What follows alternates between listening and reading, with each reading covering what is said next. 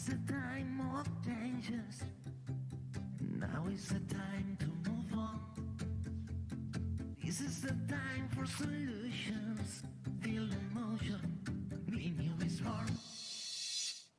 BNEW, none of you. No one connected to you. BNEW, none of you. BNEW will do it for you. This is the time for solutions. BNEW is for you. Buenos días, les saludamos desde el plató de Mobility. Arrancamos una nueva sesión y en este caso hablando de la micromovilidad, porque ha tenido pues un crecimiento notable en los últimos años y se ha convertido también pues en un pilar de transformación del sistema de transporte urbano. ¿De qué estamos hablando cuando hablamos de micromovilidad? Pues el auge viene de los medios o los vehículos, en este caso eléctricos, pero a nivel ligero. Estamos hablando de bicicletas, estamos hablando de patinetes y esto pues también está ayudando a reducir esa contaminación y los niveles de transporte o cómo es la gestión del transporte en las ciudades. Vamos a ir con las previsiones, porque hay datos, por ejemplo, las estimaciones de McKinsey fijan que para el año 2030 el mercado global de la micromovilidad podría alcanzar un valor de hasta 500.000 millones de dólares, lo que vendría a subrayar ese potencial que tenemos ahora mismo con la micromovilidad y siendo pues una solución más disruptiva, podríamos llamarlo así, a la movilidad urbana. ¿Qué es lo que hace esto? Bueno, pues que pues se hayan reducido también en este sentido, pues como decíamos, las congestiones o incluso pues la contaminación. Si nos vamos a otros modelos, en este caso la movilidad compartida, pues tenemos otro dato. Ha crecido más del 60% desde 2018, además del uso de bicicletas y patinetes eléctricos que ha evitado, como decíamos, la emisión de más de 330.000 toneladas de CO2 según los últimos datos. Así que estos son algunos de los datos que dejamos aquí reflejados, pero a lo largo de esta sesión vamos a compartir con expertos en la materia cuál es la situación, cuáles son los retos a los que nos enfrentamos y cuáles son esos modelos de negocio. Para moderar esta sesión vamos a saludar a Martín Massot, que es la persona que, como decíamos, va a conducir toda la sesión de debate. Él es manager del desarrollo del sector público en EIT Urban Mobility, tiene más de 12 años de experiencia en puestos de desarrollo de negocio y también queremos agradecer la colaboración de EIT Urban Mobility en el BNEW en su 5ª edición. Y aprovecho también para saludar a nuestros ponentes. Muchísimas gracias por acompañarnos. Eso sí, yo os voy a dejar con Martí para que tengáis todo el tiempo del mundo para debatir sobre la micromovilidad y estaremos muy atentos para después comentarlo. Gracias. Muy bien.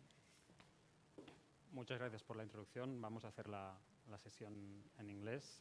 Good morning. Actually, I was about to start with similar data of she just commented. I was about to say that, for instance, the European micromobility market is expected to reach 160 billion of US dollars. This is the biggest share of the total market worldwide. And actually this is very good news for our lungs, for the air we breathe, and actually as well for the places, for the kindergartens, for the playgrounds where our kids play. Since micromobility is one of the most sustainable modes of transport that we have, and as well one of the helps more when it comes to the congestion rate, to decrease the congestions in our streets.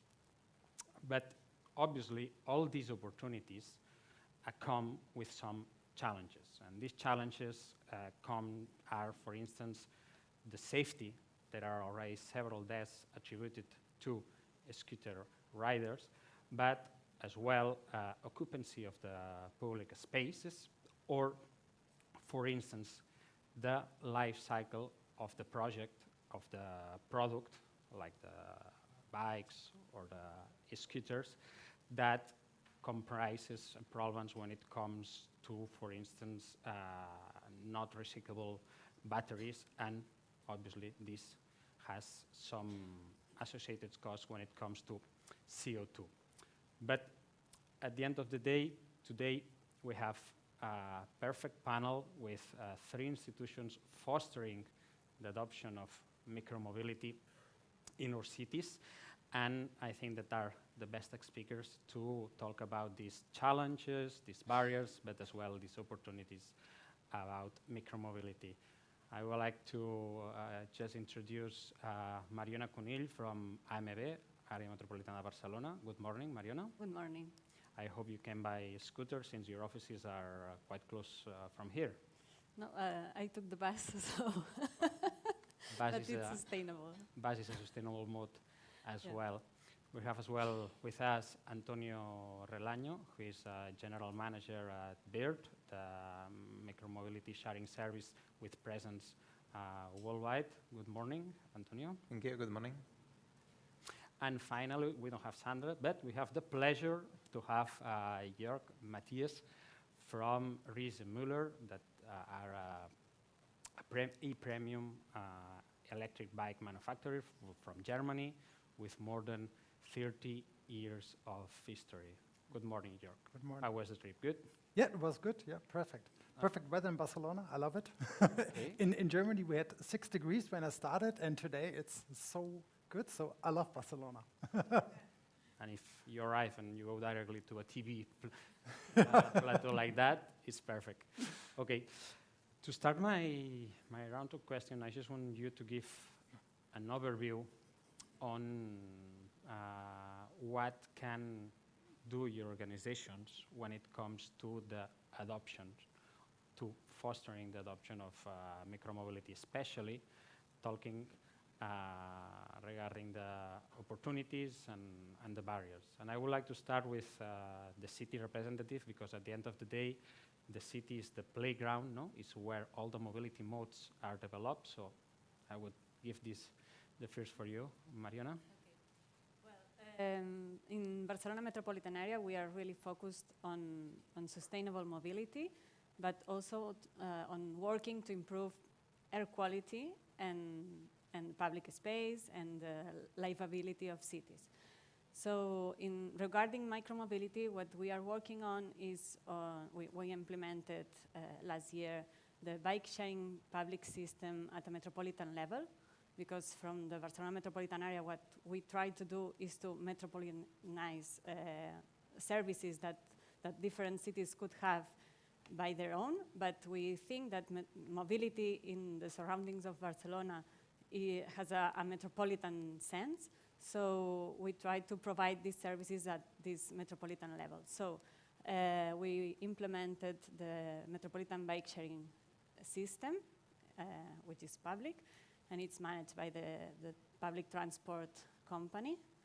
And also we are started the regulation of mopeds, which is sometimes are considered micromobility and sometimes not. But we think that in this region has sense also. And we provide infrastructure to micromobility modes. For example, we are implementing, because we do not finish, but the BCVIA, which is the project to implement bike lanes at a metropolitan level also, that are really direct from one municipality to another one, and in a safe and good conditions to ride. Also, we implement parkings for private bicycles and also e-scooters near train stations or bus stops, and also disseminated in municipalities. So these are more focused for private bicycles or e-scooters, but we try to work for private and for shared modes. Okay. And you've talked about some shared modes. Mm-hmm. Actually, the public entities are fostering the sharing modes, but also from the private sector, there are a lot of startups, scale-ups that actually are attracting a lot of venture capital that are delivering the services. And actually, BIRD is a great example of these companies. So what would you be your view on supporting the adoption of micromobility? So we started with this micromobility service in 2018. Cities were completely different. Now we have more bike lanes, we have more infrastructure. What we think is the right key is to have the right vehicle, right product in the right place and with the right price. At the end, what we need, if you want to move from point A to point B, maybe you are not used to scooters and you prefer e-bikes. Maybe you're in a city, in a hilly city, and you need at the end electrical bikes. You can go with conventional bikes. So that's why we need the right product in the right place, because at the end you need to move from point A to point B, and that's where cities are helping to introduce those parking spots during this along the city with the right capillarity to allow users to move from point A to point B. And then the right price. We can't compete with public system. We can compete with Bicing or with Bicimat in the case of Madrid. It's really hard. I mean, I'm a strong Bicimat user in Madrid, for example, and we have micromobility services. But when you have the choice of going from point A to point B at the right price, which is cheaper with Bicimat, I will be using that. It would be stupid to use another transportation mode. So that's why it's really key to have cities supporting this, because it will be providing the right infrastructure to feel safe when you're riding either a scooter or a bike for moving from point A to point B. And we suffer a lot at the beginning, 2018, 2019, like shaping the cities around this kind of transportation, because bikes were sort of famous, but there are more and more with the e-bike, and here we have the manufacturer. No? So with the e-bikes moving around the city with micromobility service more and more common, and that's really good for the industry, and as you were saying, for the air that we are breathing. No? So what we think is that it's a combination of having the right product, the right vehicle, the right infrastructure in the city, and the right price that at the end is from the service provider like us offering that offer to the riders. Okay, and when we have talked about the service, but we can talk as well about the product. Actually, I think that Germany is the places where more bikes are sold in all Europe. But Riese Müller is not only sells bike in Germany, but worldwide in all Europe. What are you doing to foster this micromobility from the point of view of a bike seller? Yeah, first of all, when our founder started the company in 1993, they started with a folding bike. So the micromobility was our folding approach at the beginning. But to be honest, I don't like the word micromobility because it sounds so small. But we are a real mobility, so it's all about mobility. E-bikes are really a good competitor to the car, for instance. We see that in cities all over Europe. I see it in Germany, in Netherlands, or here in Spain, that cars are dominating the cities. We have built our cities around the cars for decades. And now I think it's time to overcome this car-centric aspect, and we have to overthink the kind of mobility in the cities. And e-bikes can be a solution, can be a part of it. But not only e-bikes, we need also public transport, or we have to focus on pedestrians, and also e-scooters are playing a big role in the city of the future. For sure.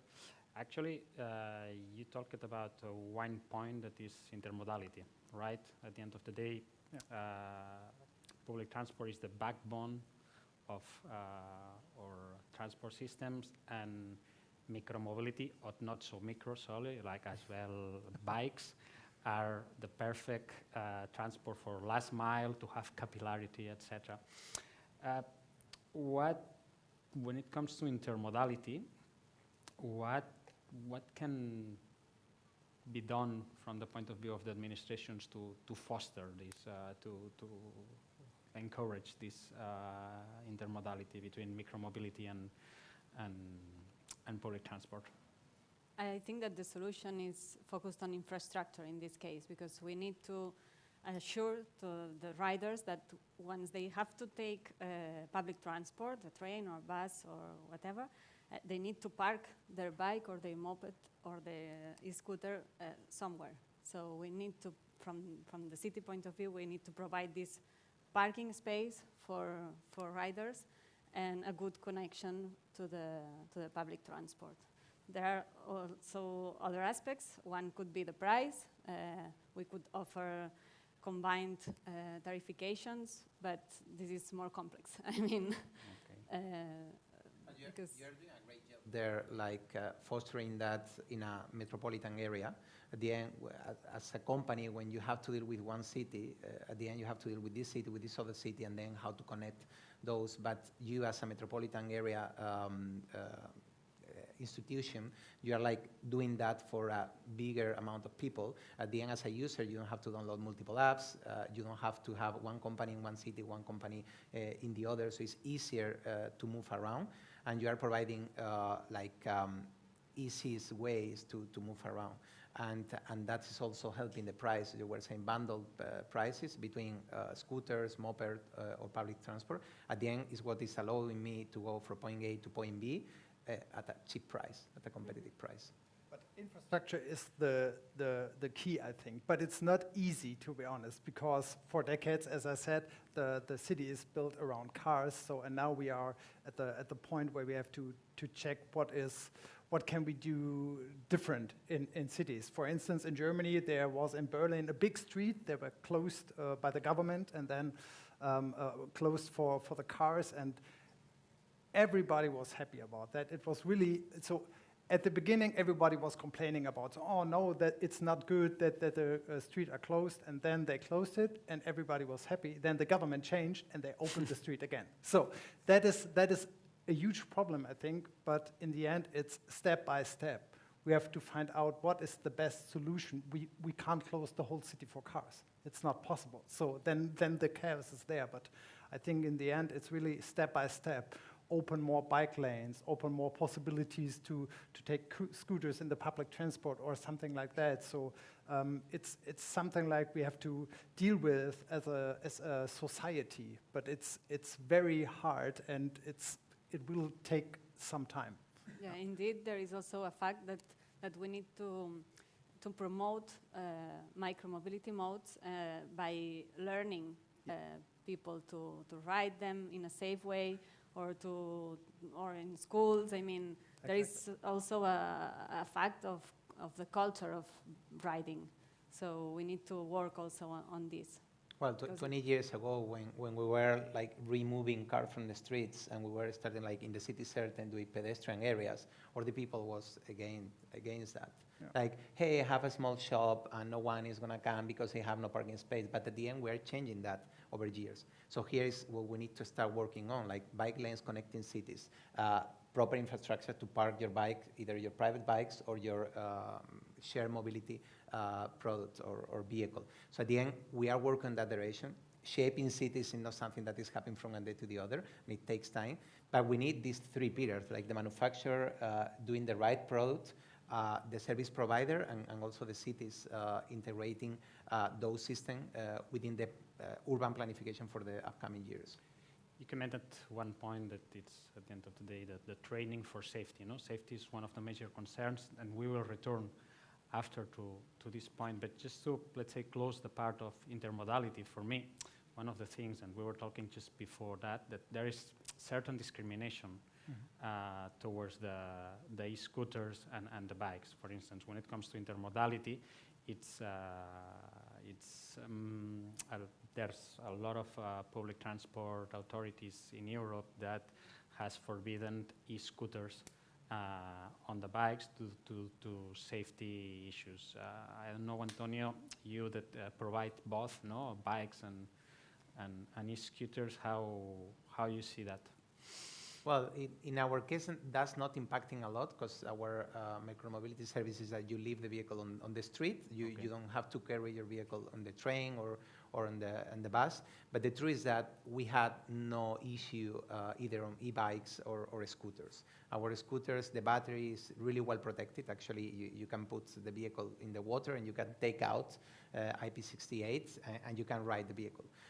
So at the end, the main issue here is that we have many brands that are not certified enough. And that's why the DGT introduced this new certification to certify each vehicle, each scooter that is on the street. And that's the right way of doing that, to avoid jeopardizing all the users because of some brands that are not following the right certifications. That's good. Okay. Well, regarding safety, and actually I guess that this is a major concern when when talking about micromobility. I've just heard that in Spain, for instance, in 2021, it has been registered 13 deaths. Obviously, the speed of these scooters, it's a big concern since they reach high speeds, and especially when there is collision with pedestrians, especially, that are the most vulnerable mode of transport. What can be done to increase this safety? You commented about before, no, regarding training. What Yes. can be done? Well, from my point of view, I think that it's more or less the same. I mean, we need to invest on education and training, but also on regulation of this mobility in the cities. Is it true that it's different also the way we ride in a city, in an urban, really dense urban space, than in more or less dense spaces in more rural areas? But we need regulation for that, and we also need to assure this safety part of batteries to avoid accidents. But also when you can ride in a safe infrastructure, in a safe bike lane or e-scooter lane, for sure it's easier to avoid this kind of accidents.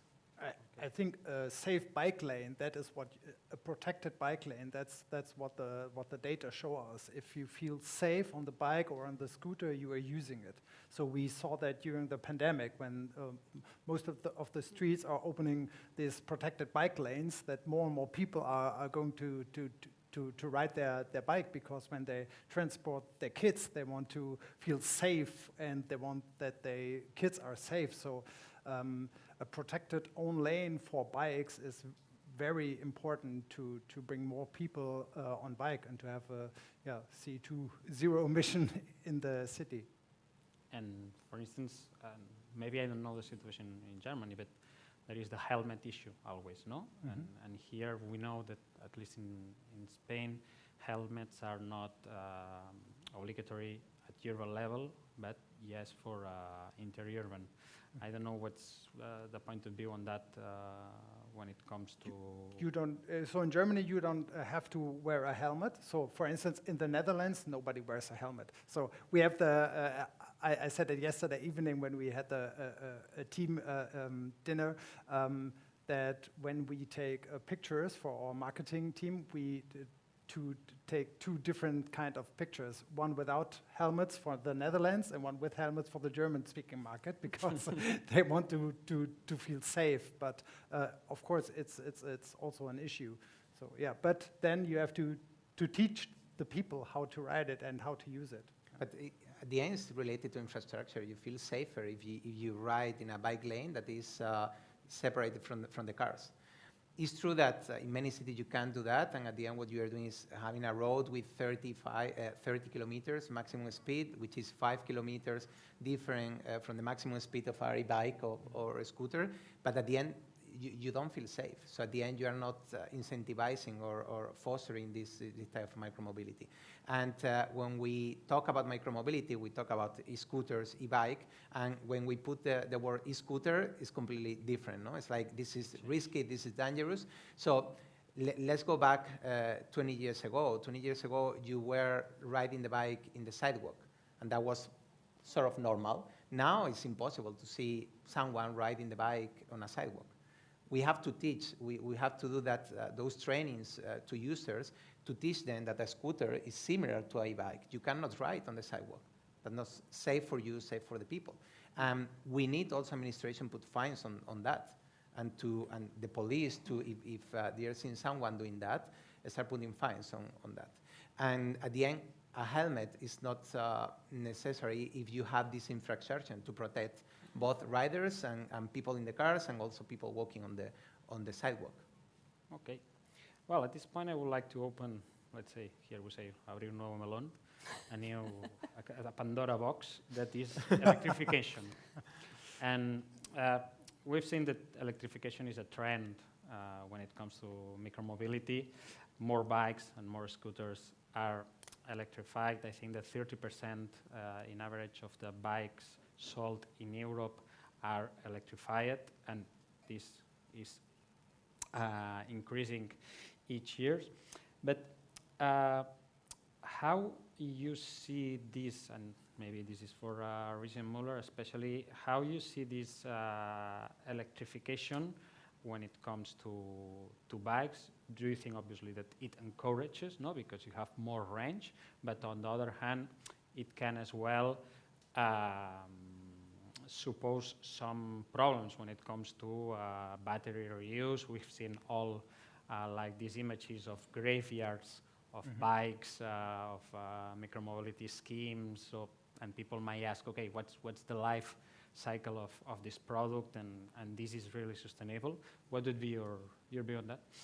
So from our point of view, when we started the company in 1993, or our founders started the company, not me, they were starting with normal bikes. And since 2012, we are only producing e-bikes because our founder, Heiko Miller, saw in 2012 that there will be a market in the future that is so huge, we can't imagine it. And so there are.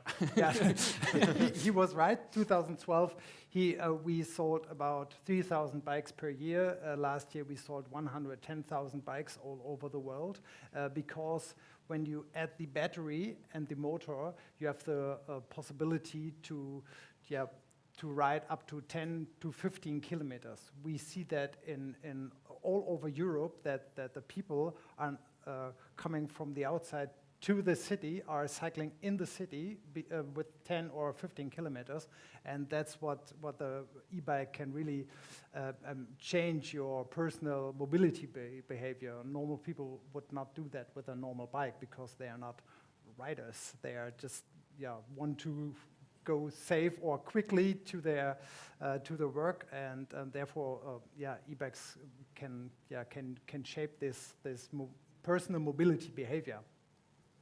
Okay, and I have to say on the, because we were introducing every 2 years, more or less, new vehicles to the cities. And here there is the combination of two factors. When you approach a city, they want the newest vehicle with the latest technology, and that has some implications. And that implication is that if I have 1,000 vehicles to deploy in a city, and you as a city, you are requesting that vehicle to have the latest technology, that means that I have 1,000 vehicles to place in another place. If I go to the city and the city say, no, I want the latest technology, at the end, I have to do something with those vehicles. I can recycle the batteries. I can resell those vehicles. We have done that. So here's the combination of two factors. One is you need to build a vehicle that lasts longer, which is something we are doing. You need to build a vehicle with really good technology to protect the rider, to protect the environment, to make sure that it's parked in the right spot with the right GPS and so on. But also we need cities to understand that we can't ask an e-scooter more technology that a car has.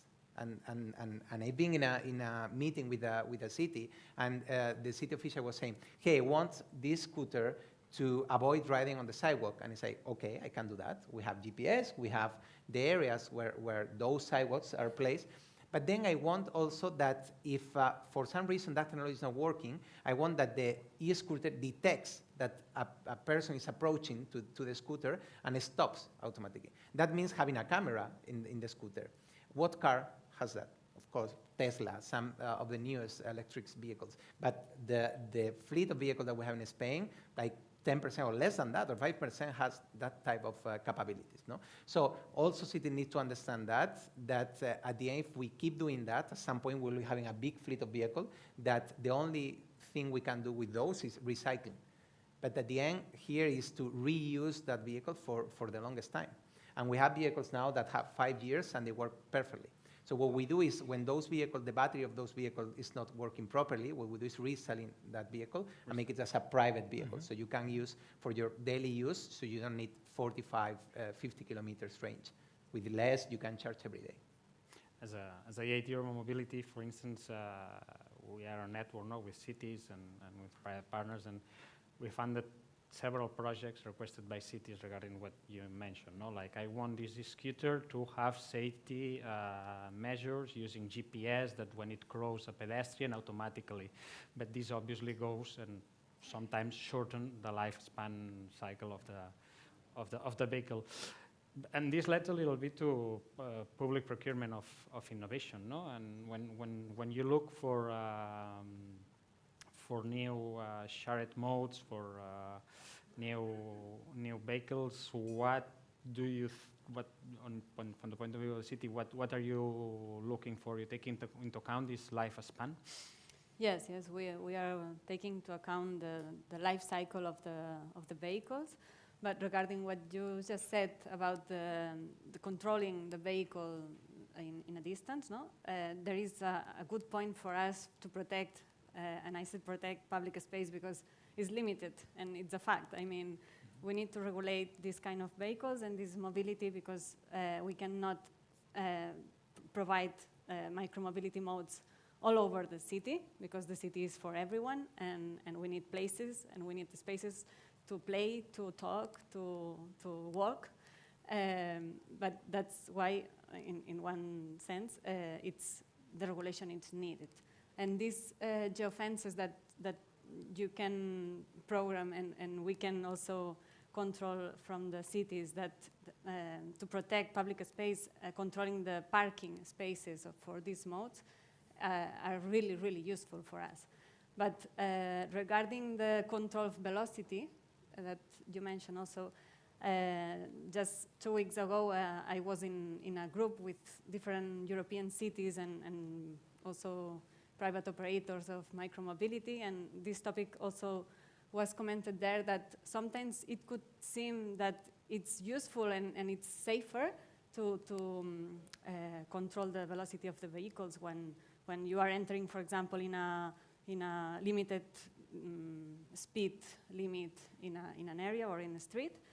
But then some operators told us that take a look at this, because maybe if you are changing velocities once you are in this street, then turn out another street and you change the velocity again, this could be unsafe for the rider, and we have to measure the balance of this control everything. Yeah. And you cannot go to 0 speed from one point to the other, like exactly. straight away, because at the end it's not safer it's not safe for the rider. But I keep thinking about that. No, cities requesting us to blocking areas, but are they blocking for public bike system? You don't have that technology. You don't have that technology on Vising. You don't have that technology on Vising Map. I'm not against those mode of transport. I'm using that, but you cannot block the access to a pedestrian area with those kind of services. With e-scooters, with e-bikes, with our kind of technology, you can. Yeah. So sometimes we want a lot of technology, of course, and to prevent accidents, but we are not doing with the current system we have. And we should also include that, or maybe try to find the balance. And the balance to me is training the people to do the right thing. So saying, as I was saying, you are not using a bike and you're going to this pedestrian area, you shouldn't be doing that with a scooter. Same. Yeah. It's more on education, and on these companies, all the companies on micromobility, what we are doing, making a training to the rider when they are downloading the app. And that's key to understand where they can ride, where they cannot ride. As an example, in Netherlands, if you're using a moped, you can go on bike lane. Mm-hmm. In the rest of Europe, you cannot go on bike lane on mopeds. So you have to understand that when you are starting a new way of transportation. So that's why we need to train. And there is a learning curve for the society. And we did that with bikes in the past. Now we're doing with scooters. Yeah, there was an interesting point. You said that we need space for kindergarten, for the people, and that's for the bigger picture. So the city belongs to the people, not to companies like Riese Müller or Bird or someone else. So, and therefore, we have to find a way together as a society all over Europe to find the best way for our cities. We have to ask ourselves, in which cities do we want to live? What is the perfect city? There is no simple answer because it is a complicated question. But we can deliver solutions, but they are not the solutions for everyone. So, and that's the biggest question for the next decade. What is the perfect solution? It will be, there are so many discourses all over Europe. We see that. Okay. Well, I think that we are comfortable enough here to open a new melon, and actually a tricky one, that is regulation. And actually it's very related to what you said when you say, what is the Don't city? ask hard questions. No. What is the city that we want to live in at the end of the day? It has to do a lot with regulations. I don't know, like 2 weeks ago, for instance, in Madrid, there was the withdrawal of the licenses for e-scooters. No, in Barcelona, I think that it has been already implemented some years ago. From your point of view as a shared mobility service provider, how do you see these prohibitions, and how do you think that we can convince or not to overcome it? Well, regulation is something that we need, that we really need. We need RFPs on those cities to have a framework to work as a company. You cannot start working in a city and then the next day a mayor or whoever decides that your service is not good for the city, but it's been in the city for 6 years. So something happened from one day to the other, and now it's not safe. So what we need to do as a company is, if we are offering something to the city, do it. And if we are saying that, in the case of Madrid, it's really specific, that you need to provide training to people, and some companies committed to train 1 million people during 3 years. Just think about the population of Madrid, 1 million people during 3 years. It's really hard to train physically on presence. And that's something that they were not complying with. So if you're a company and you're not complying, the next is the city to tell you, hey, you're not complying with this, you have this amount of time to comply. If not, go to the next. Because there were 10 companies applying for that RFP. So to me, regulation is key. If not, we cannot provide a good service to population. We cannot be in the city in the right way to use the public space in the proper mode. No? So to me, those sort of banning scooters, we have to understand why. To me, e-scooters or e-bikes, I can't say that they are safe or they are not safe. If that service has been in the city for 6 years. What we need to make sure is that those companies that have that RFP comply with what they have agreed on that regulation. In this sense, I see a little bit of, again, not the word is discrimination, but well, you understand me, that for instance, here in Barcelona, we have bikes on our cities, and now they are currently opening to new licenses for sharing e-bikes, but not for e-scooters. How do you see this difference, and what was the justification of this, let's say, discrimination? But I know that discrimination is a big word, but yeah, you understand what I mean. Well, that's a decision of the City Council of Barcelona. Okay, pelotas fuera.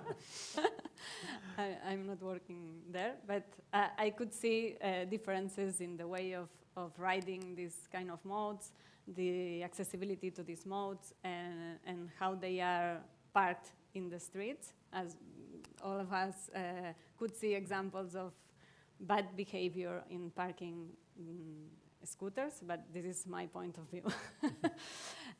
But regarding regulation, what I think that it's the key for success is to work together before regulating these modes or everything in general. I mean, in the Barcelona metropolitan area, we try to really work with all stakeholders of each sector that we are working on.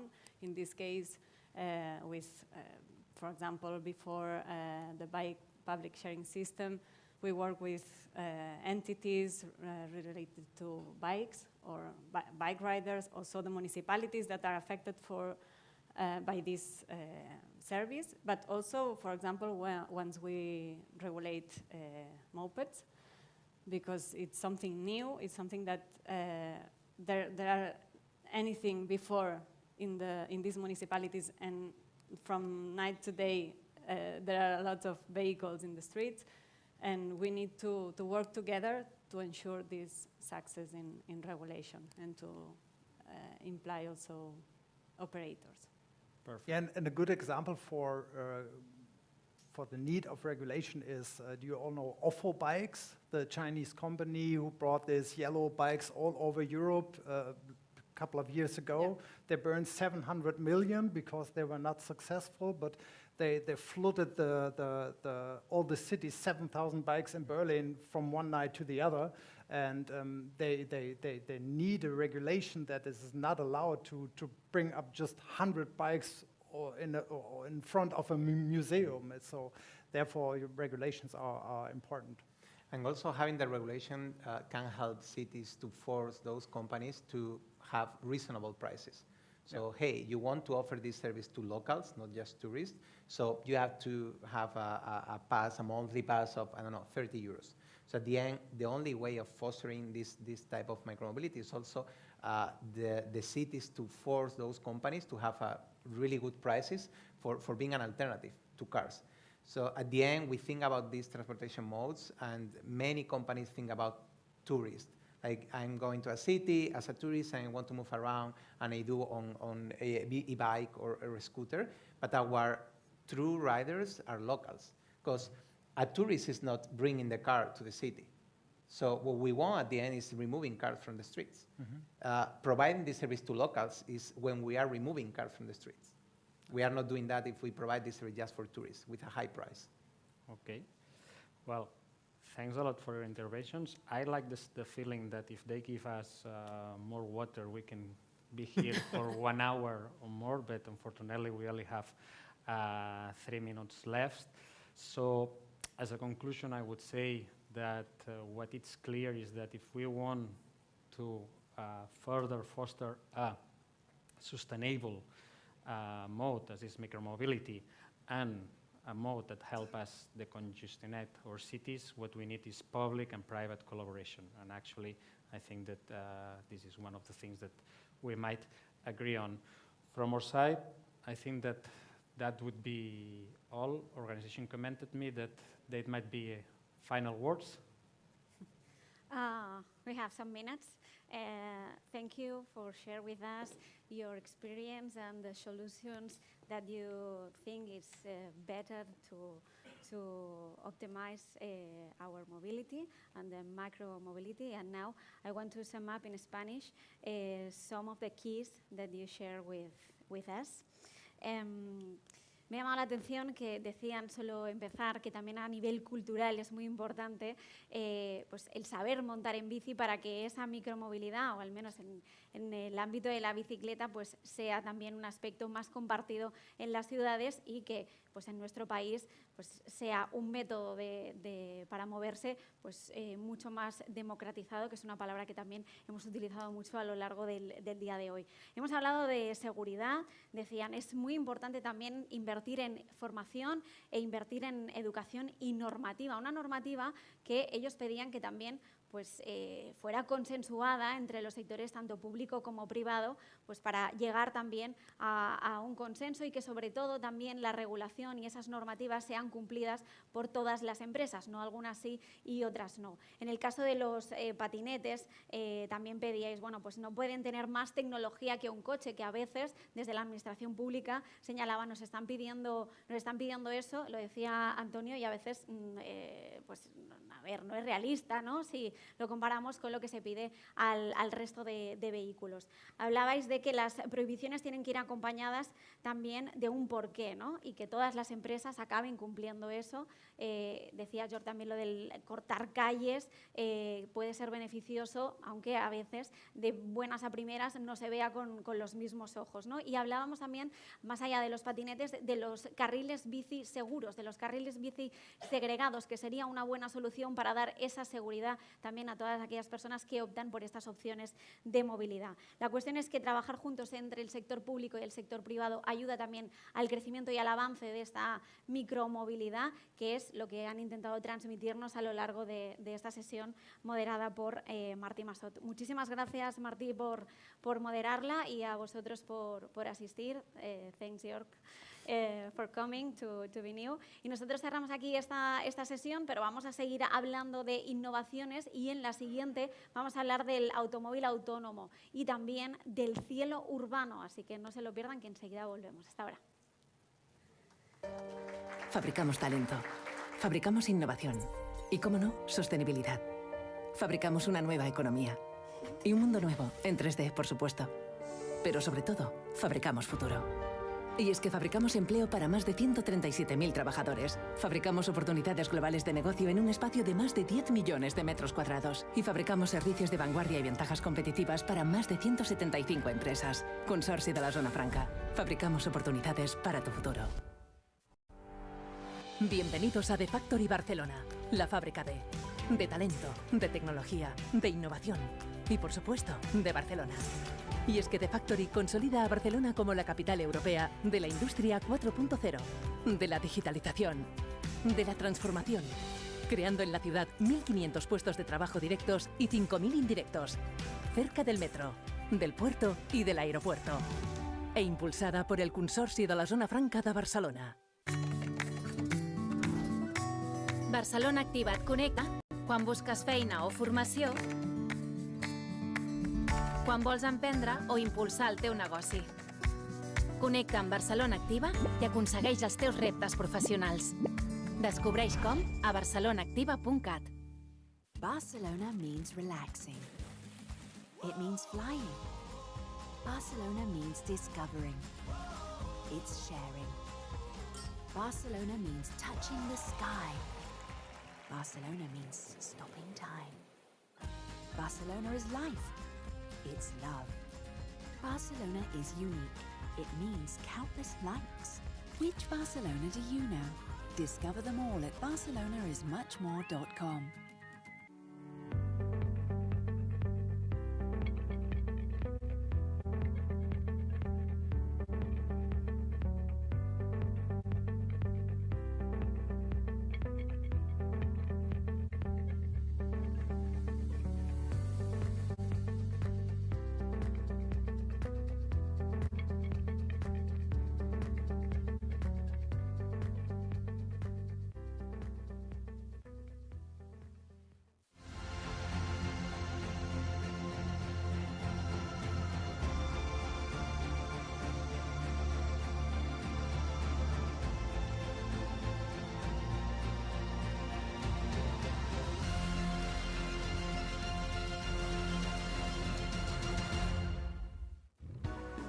Por fin un banco que trata a las empresas como personas. Ibercaja, el banco del vamos. Más de 314 millones de pasajeros han pasado por los aeropuertos del Grupo AENA en España y en el mundo.